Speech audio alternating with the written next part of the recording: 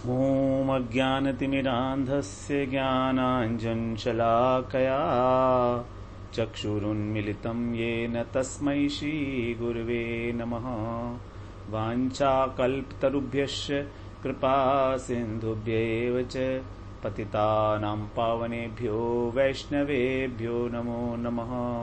श्रीकृष्ण चैतन्य प्रभो नित्यानंद श्री अद्वैत गदाधर शिवसादि गौर भक्त वृंद।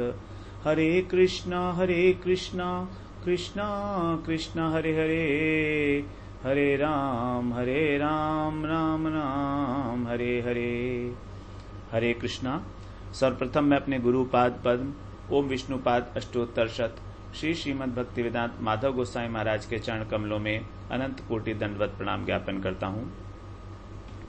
हम लोग श्रीमद् भागवत पुराण के दशम स्कंद में गोपियों के द्वारा गाया गया जो प्रणय गीत है उसकी हम भूमिका को श्रवण कर रहे हैं, जो 29वें अध्याय में आरंभ होता है 31वें श्लोक से।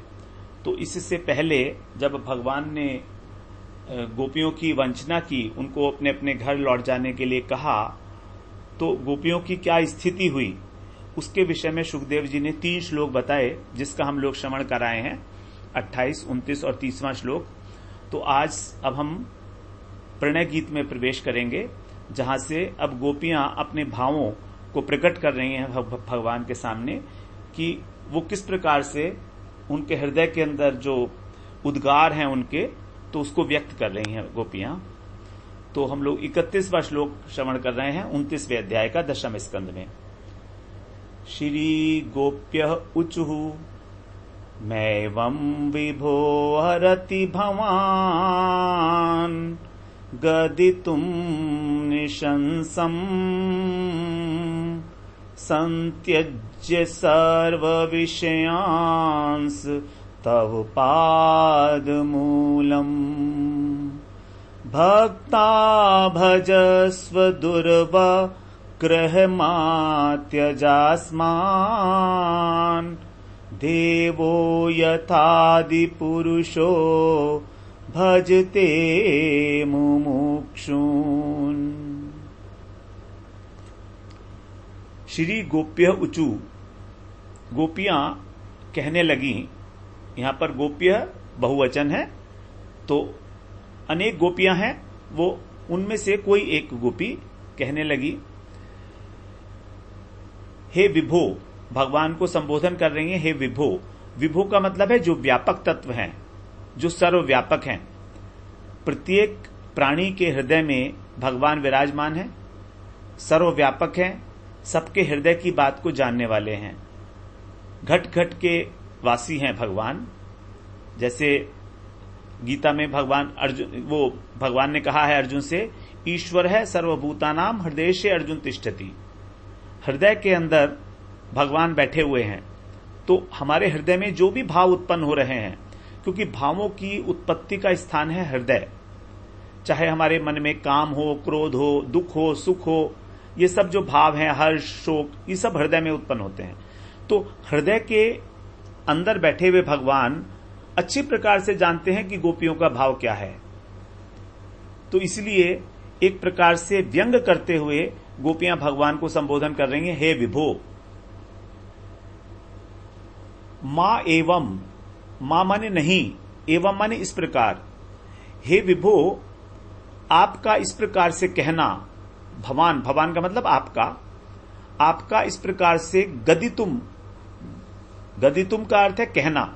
आपका इस प्रकार से कहना, कैसा कहना है? निशंसम, निशंस, निशंस का मतलब है निष्ठुर, जो हमारा वध कर रहा है। आपकी वाणी के द्वारा हमारा हृदय विदीर्ण हो रहा है, एक प्रकार से हमारी हत्या हो रही है। निशंसम, जो निशंस होता है, बहुत ही क्रूर, बहुत ही निष्ठुर होता है, उसके लिए। तो कह रही हैं गोपियां कि आप तो हृदय में बैठे हुए हो, हमारे प्रत्येक प्राणी के हृदय में बैठे हो, हमारे हृदय में भी बैठे हो, और सारे भावों को जानते हो, और ये जानने के बाद भी तुम हमसे इस प्रकार की निष्ठुर बातें कर रहे हो। मां अर्हति, मां अर्हति माने, मां माने नहीं, अर्हति माने योग्य। तो आपके लिए ये इस प्रकार से निष्ठुर वाणी का उपयोग करना किसी भी प्रकार योग्य नहीं है, उचित नहीं है आपके लिए कहना, क्योंकि आप अंतर्यामी हो। यदि कोई व्यक्ति हमारे हृदय के भावों को नहीं जानता है तो ठीक है, ऐसा कहे, लेकिन आप क्यों कह रहे हैं ऐसा? आप तो जानते हैं और जानबूझ के ऐसा कह रहे हैं कि हम यहां क्यों आई हैं, हम यहां से घर लौट जाएं। क्या आपको मालूम नहीं है कि आपने ही हमें बुलाया? हम आपकी ही अभिलाषा को पूरा करने आई हैं, आपके चरणों की सेवा करना चाहती हैं। क्या आपको यह बात पता नहीं है? फिर आगे कह रही हैं, संत्यज्य सर्व विषयांश तव पाद मूलम। संत्यज्य, त्यज्य का मतलब है त्यागना। संत्यज्य माने कंप्लीटली, हमने सब कुछ त्याग दिया है, सम्यक रूपेण। संत्यज्य, हमने सब कुछ त्याग दिया है। क्या त्याग दिया है? सर्व विषयान, सारे विषयों को। इस संसार में जितने भी विषय हैं, यहां पर विषय से अर्थ होगा हमने अपने संबंधियों इत्यादियों को भी त्याग दिया है। 5 प्रकार के विषय हैं, शब्द, स्पर्श, रूप, रस, गंध। लेकिन यहां पर विषय का अर्थ होगा हमने अपनी पिता, माता, पुत्र, बंधु, भाई, सबको, पति, सबको त्याग कर हम यहां आई हैं। संत्यज्य सर्व विषयान तव पाद मूलम। तव माने आपके, पाद मूलम माने आपके चरणों में। हम आपके चरण कमलों में आई हैं। क्यों आई हैं हम आपके चरण कमलों में? क्योंकि हम आपके चरण कमलों की सेवा करने चाहती हैं। भक्ता, भक्ता का मतलब हम आपकी भक्त हैं। भक्त क्या करता है? भगवान के चरण कमलों की सेवा करता है। तो उसी प्रकार से गोपियां कह रही हैं, हम आपके चरण कमलों की सेवा करने वाली भक्त हैं, हम भक्ता हैं, सेवा करना चाहती हैं हम। और आप कैसे हो? दुर्वग्रह, दुर्वग्रह, आप हमको अपनी कृपा से विमुख कर रहे हो। दु का मतलब होता है दोष, दोषपूर्ण जो होता है, और अवग्रह का मतलब होता है रोकना। तो जिस प्रकार से दुर्वग्रह का होता है प्रतिबंध, एक प्रकार से प्रतिबंध लगाना जो कि दोष युक्त है। तो किसी फ्लो के ऊपर, वर्षा जैसे जल होता है तो जल के ऊपर प्रतिबंध लगाना, उसको बोलते हैं दुर्वग्रह, वर्षा का प्रतिबंध। तो आपकी जो करुणा है, आपने अपनी कृपा के ऊपर प्रतिबंध लगा रखा है, इसलिए वो कह रहे हैं दुर्वग्रह। आप क्या हो? दुर्वग्रह हो। हे दुर्वग्रह, मां त्यज, मां माने नहीं, त्यज माने त्यागना, आसमान माने हमको, हमको मत त्यागो। भक्ता भजस्व दुर्वग्रह मां त्यजास्मान। त्यज प्लस आसमान, आसमान, आसमान नहीं आसमान। तो हमारा त्याग मत करो, फिर तुम क्या करो? भजस्व, हमारा भजन करो, अर्थात हमारा ग्रहण करो, हमको ग्रहण करो, हमको स्वीकार करो। क्योंकि भगवान की प्रतिज्ञा है, ये यथा माम प्रपद्यन्ते तांस तथैव भजाम्यहम्।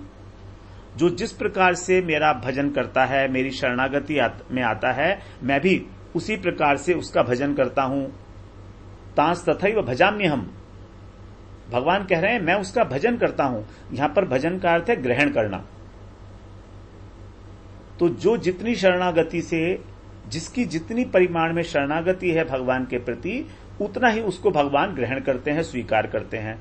तो यहां पर गोपियां कह रही है भजस्व, आप हमारा भजन करो, आप हमें ग्रहण करो, स्वीकार करो, हमें, हमारा परित्याग मत करो। मां त्यज। अब आगे उदाहरण दे रही हैं देवी, वो गोपियां, कि कैसे देवो यथादि पुरुषो भजते मुमुक्षुन। जिस प्रकार की आदि पुरुष कौन है? नारायण।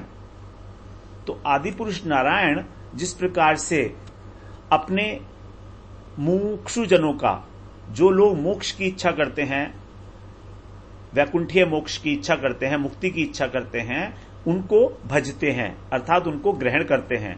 उन पर कृपा करते हैं।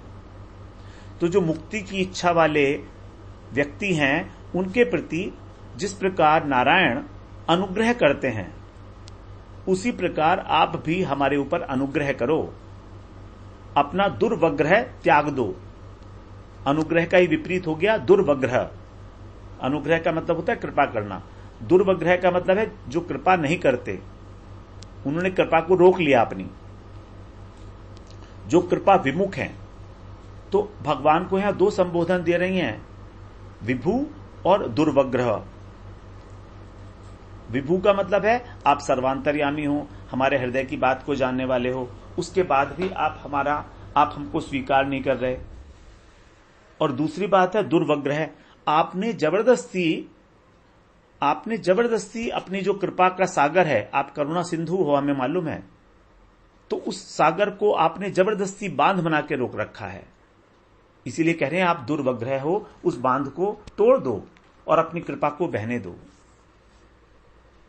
जब आप अपनी कृपा दृष्टि हमारे ऊपर करोगे, अर्थात हमें स्वीकार करोगे, तभी तो हम आपकी सेवा कर पाएंगे।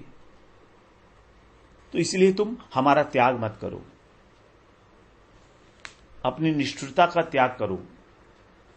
तो यहां पर थोड़ी गोपियां प्रणय कोप में बोल रही हैं, कुछ प्रतिकूल से वचन है, व्यंगात्मक वचन है गोपियों के। कहती हैं कि आप हमें धर्म का उपदेश दे रहे हो, बड़े बड़े धर्म हमको बता रहे हो, लेकिन आप स्वयं तो देखो क्या कर रहे हो। आप क्या कर रहे हो? आप नृशंस कर रहे हो, आप हत्या कर रहे हो हमारी। आप हमारी हत्या करोगे तो क्या आपको पाप नहीं लगेगा? आप सोचो, आपके जो कठोर वचन हैं वो ये हत्या रूपी पाप कर रहे हैं। तभी तो निष्ठुर कहा ना, निशंसम। आप निष्ठुर आप बने हो तो हमारी मृत्यु हो जाएगी आपके कठोर वचनों को सुन के। हम घर पर जाने वाली तो है नहीं वापस, एक बार जब आ गई हैं तो साक्षात मारने वाले के समान आपने अपना जो निष्ठुर वचन रूपी बाण हम पे छोड़ा है। हम उस बाण के द्वारा इतनी व्यथित हो गई हैं कि अपने प्राण धारण करने में असमर्थ हो रही हैं। तो अब हम प्राण छोड़ने को भी तैयार हैं, और हमारे मरने का जो पाप लगेगा वो सब आपको लगेगा। और हम एक दो तो है नहीं, 100 करोड़ गोपियां हैं। 100 करोड़ गोपियों को आह्वान किया था भगवान ने। तो इतना बड़ा पाप तुमको लगेगा। हम सब यमलोक चली जाएंगी, लेकिन वापस लौटकर ब्रज में नहीं जाएंगी। इसलिए यदि तुम उस पाप से बचना चाहते हो तो तुमको हमारा भजन करना चाहिए, अर्थात हमें ग्रहण करना चाहिए। जिस प्रकार से हम सब कुछ छोड़कर आई हैं, उस प्रकार से क्या तुम और तुम्हारा भजन करना चाहती हैं? क्या उस प्रकार से तुम्हें हमारा भजन नहीं करना चाहिए? एक तो तुमको हमारी हत्या का पाप लगेगा, और दूसरा एक और पाप लगेगा तुमको कि तुम अपनी प्रतिज्ञा भी तोड़ रहे हो। तुमने गीता में तो प्रतिज्ञा कर ली कि मैं तांस तथैव भजामि हम, कि मैं जिस प्रकार कोई मेरा भजन करता है मैं भी उसका उसी प्रकार भजन करता हूं, उसे स्वीकार करता हूं। अब यहां पर आप अपनी प्रतिज्ञा की रक्षा भी नहीं कर रहे हो। दोनों पाप हैं आपके ऊपर।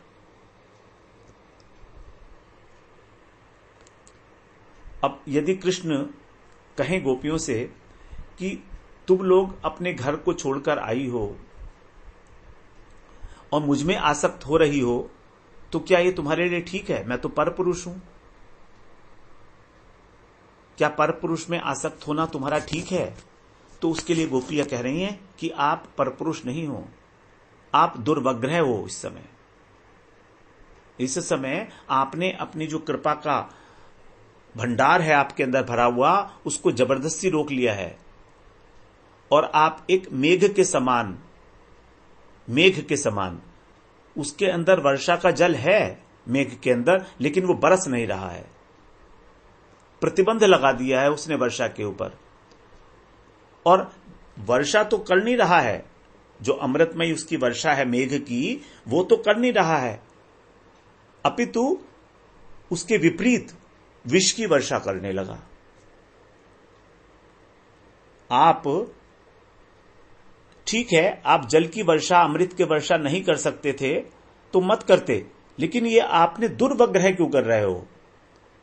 आपने केवल कृपा को रोका ही नहीं है, बल्कि उसको दोषयुक्त कर दिया कृपा को। कैसे? विष का वर्षण करके। ये बड़ी इंपॉर्टेंट बात है। अनुग्रह का मतलब कृपा, और दुर्वग्रह का मतलब कृपा का रोकना नहीं है। दुर्वग्रह का मतलब है कृपा के विपरीत करना। तो यहां पर भगवान को संबोधन कहा है दुर्वग्रह। तो आप जल का वर्षण ना करो, लेकिन कम से कम ये विष का वर्षण तो मत करो। इन निष्ठुर बाणों, इन निष्ठुर वचन रूपी बाणों से हमारे हृदय को व्यथित तो मत करो, उनका छेदन तो मत करो हमारे हृदय का। बिंद गया है हमारा हृदय आपके वाणी से। और हम आपको, जैसे हम पहले बताई हैं, हम मेघ की चातकी की भांति हैं। मेघ यदि वर्षा जल वर्षण ना करे तो भी चातकी उस अपने पास में जो सरोवर है उसमें जाकर जल नहीं पीती है, वो केवल मेघ का ही जल पीती है। मेघ करे या ना करे, चाहे मेघ ओले बरसाए, उसके ऊपर तुषाराघात करे, तो भी वो पास में सरोवर का जो जल है वो नहीं पिएगी और प्यासी मर जाएगी। ऐसी चातकी है। तो हम उन चातकियों की भांति हैं। हम कृष्ण रूपी मेघ की चातकियां हैं। आप हमसे दूर रहते हो, जैसे चातकी से मेघ बहुत दूर रहता है, लेकिन फिर भी वो मेघ ही उनका बंधु है, क्योंकि वो उनको जल पिलाता है। इसी प्रकार से आप हमसे दूर होते हो, आप हमारे प्रति निष्ठुर हो सकते हो, लेकिन हम आपको अपना बंधु ही मानती हैं। ये तो हमारा दुर्भाग्य है कि आज इस प्रकार की बातें करने लगे आप।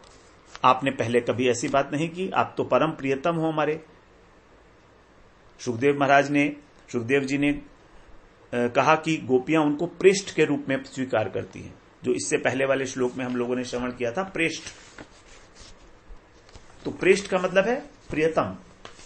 तो भगवान से प्रेष्ठम प्रियतरम एवं प्रतिभाषमाणम, 30वें श्लोक में। तो प्रेष्ठ का मतलब है प्रियतम। तो भगवान तो उनके प्रियतम है। अब प्रियतम होते हुए भी आज पता नहीं क्या हो गया आपको कि आप हमारा बहिष्कार करने लगे। ये हमारा ही दुर्भाग्य है। अब हम और क्या कहें आपसे।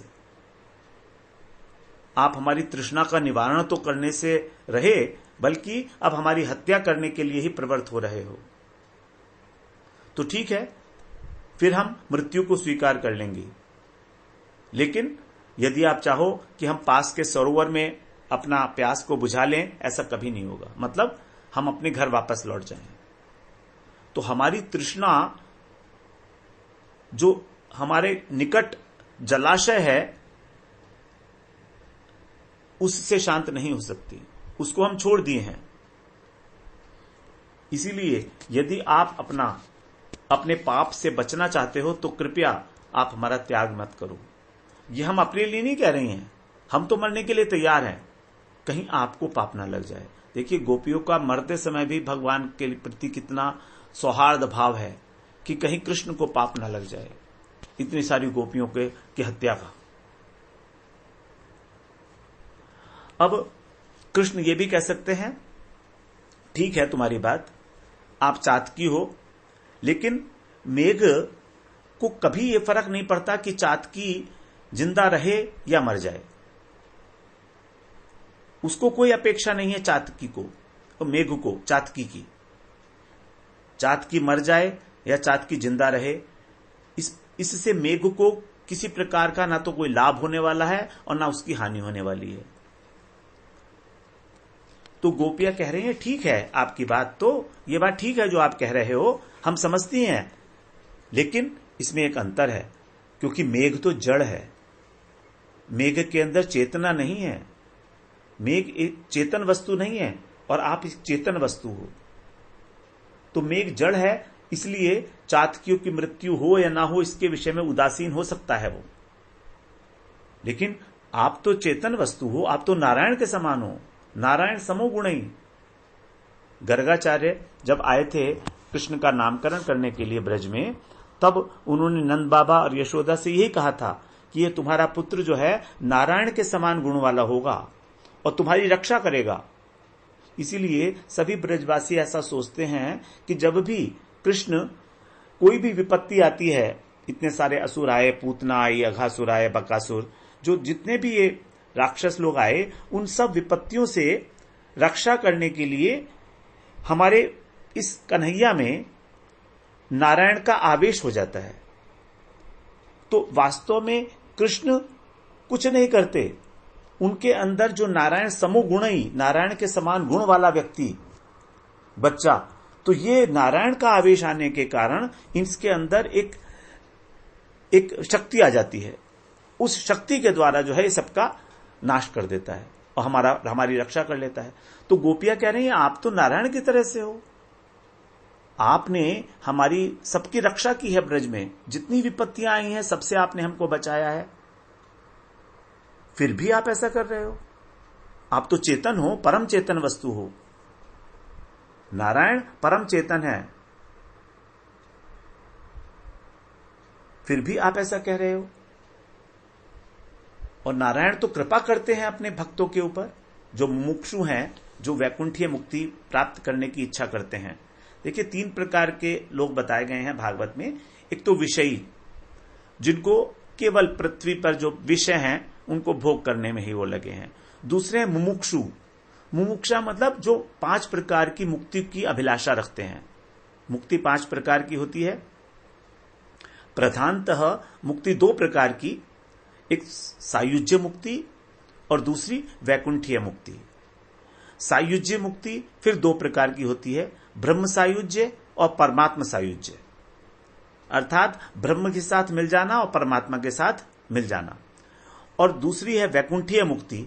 यह वैकुंठीय मुक्ति जो है ये 4 प्रकार की होती है, सृष्टि, सालोक्य, सारूप्य और सामीप्य। तो यहां पर जो बात कर रहे हैं वो वैकुंठीय मुक्ति की बात कर रहे हैं, क्योंकि आदि पुरुष कह रहे हैं ना, आदि पुरुष यथादि पुरुषो भजते मुमुक्षून। जिस प्रकार की आदि पुरुष अर्थात भगवान नारायण व्योमपति वैकुंठनाथ जिस प्रकार वैकुंठीय मुक्ति देते हैं मोक्ष की इच्छा करने वालों को, भजते माने उनको कृपा करते हैं, स्वीकार करते हैं, ग्रहण करते हैं, जो मोक्ष की इच्छा करने वाले हैं। तो इतने कृपालु हैं नारायण तो, और आप में नारायण के समान गुण है, तो क्या आपको कृपा नहीं करनी चाहिए हमारे ऊपर? आप हमारे मनोरथ को समझ क्यों नहीं रहे हैं?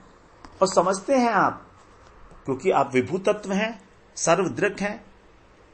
भगवान को कहा गया ना, स सर्वदृक् उपदृष्टा, साक्षी।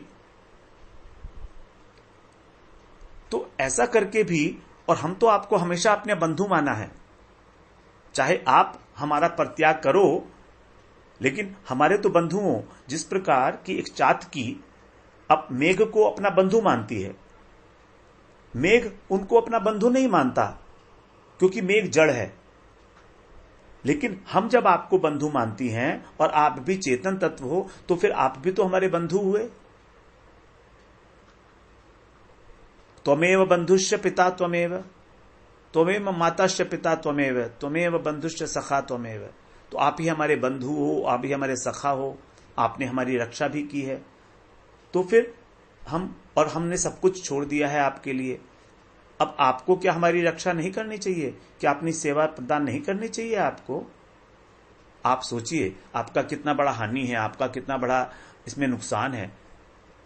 आपको पाप तो लगेगा ही, और साथ साथ आपका कितना अपयश होगा इस संसार के अंदर।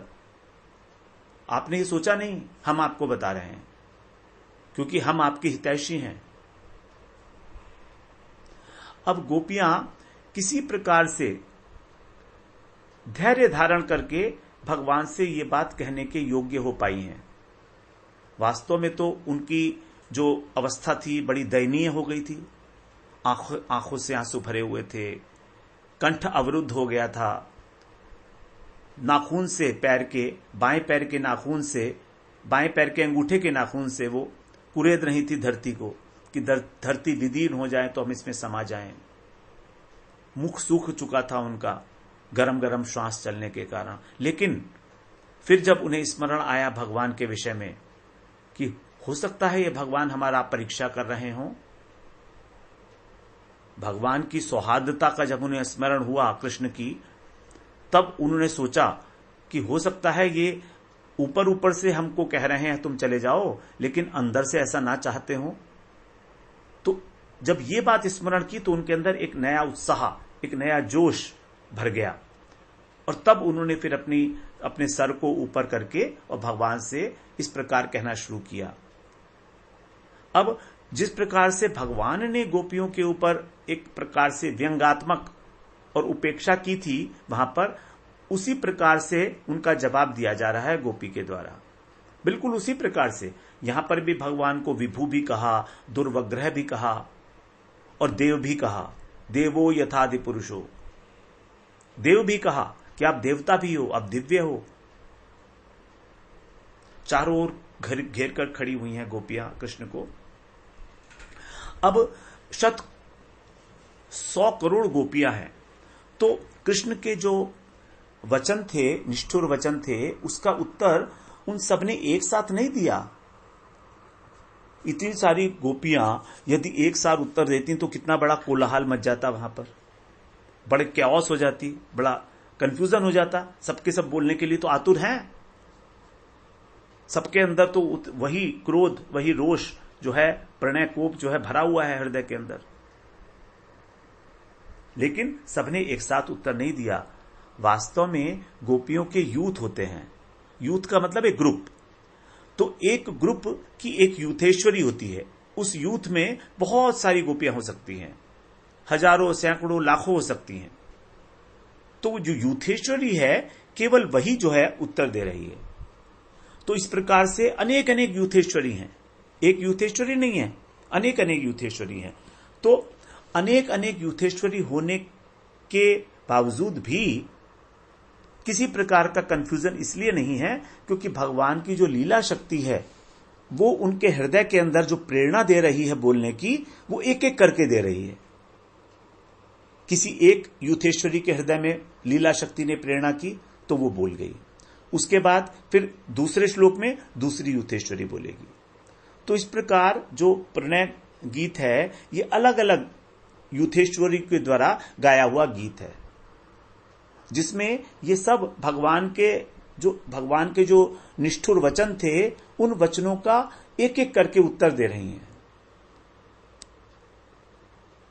तो इसीलिए किसी प्रकार का कोई असामंजस्य या कोई कंफ्यूजन वहां पर क्रिएट नहीं हुआ, क्योंकि सभी गोपियां भगवान के प्रति विशुद्ध प्रेममयी हैं